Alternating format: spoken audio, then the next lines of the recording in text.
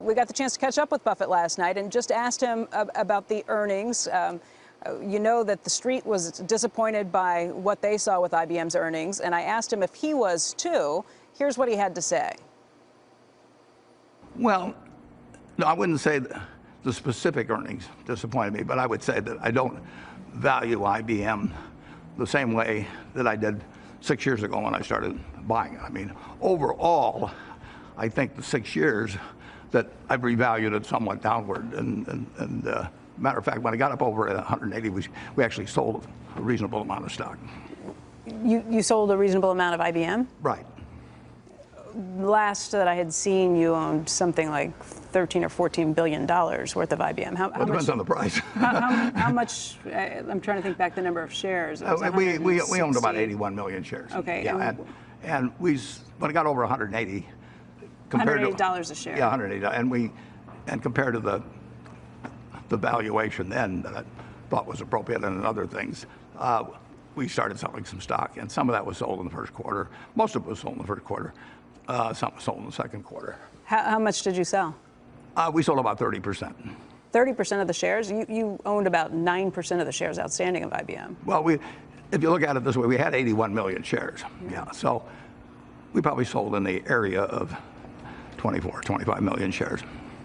But a good bit of that was at higher prices. Yeah, I was going to say, you were selling at $180. That stock has come down pretty significantly since the earnings. Yeah. I think it's closer to $160 a share. Yeah.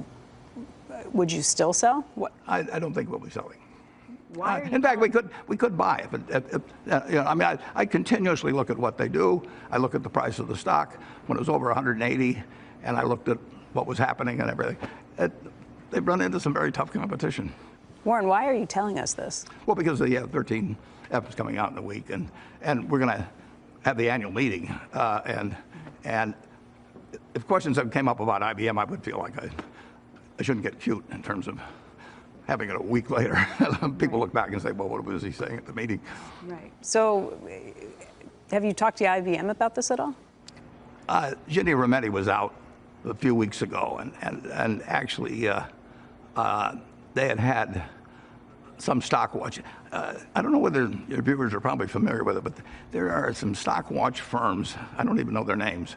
I don't know how many there are, but a lot of big companies use them. Berkshire does not use them, and they report to management who they think is buying and selling.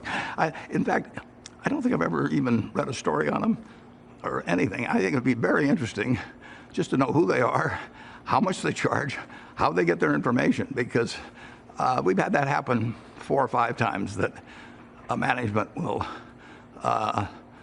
say they kind of wonder, they're sort of hearing or something of the sort that we might be buying or selling. And like I say, I don't know quite how they get the information, but Ginny Rometty asked you about that? Well, she wondered whether it was true because they'd gotten reports, or she'd gotten reports, and I said it was true. I didn't tell her how many shares or any of the rationale or the prices or anything like that. But she said that this whatever firm does that had I guess informed them that they thought we were selling, and I said, well, we were, or I had been, maybe.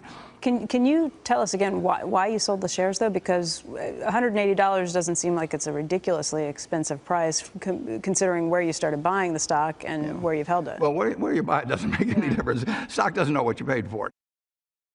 Hey there, thanks for checking out CNBC on YouTube. Be sure to subscribe to stay up to date on all of the day's biggest stories. You can also click on any of the videos around me to watch the latest from CNBC.